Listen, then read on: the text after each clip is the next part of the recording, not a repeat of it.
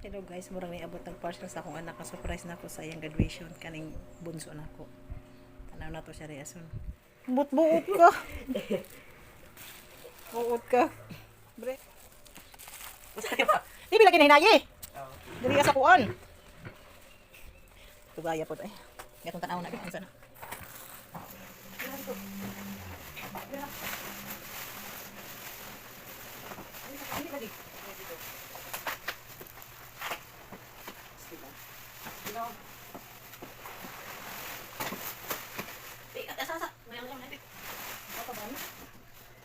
Mabukata guys.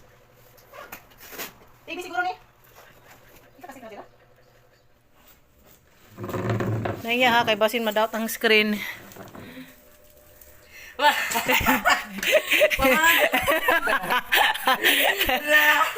Nagilak siya guys.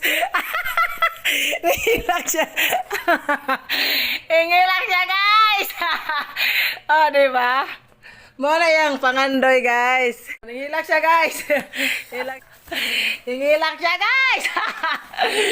Ingilak. Kanya si mother pod kay na-transfer. Ah, diba? Surprise. To siya TV guys. Tiro to?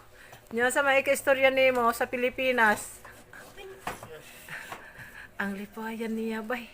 Nakibaw ka ginanay, kibaw ka kuan kag bike balitan mo. Nala guys, so ang lipayan niya guys, bay lipayaw. Ni kadang kalipay bitaw guys nga apila ni mo kilak. Deep inside na siya guys. Lipayan niya guys. Oh, nangisi niya guys, abot in taon na langit yang ngisi guys. Oh. Oh. Problema usan pagka-symbol. Ang gubot ra mas pamilya kung kaya si Tulon guys. Kada ko sana na ako napagsip. Mura maglisdan ko ano. Ay, di man kay kwanteng mo bike guys.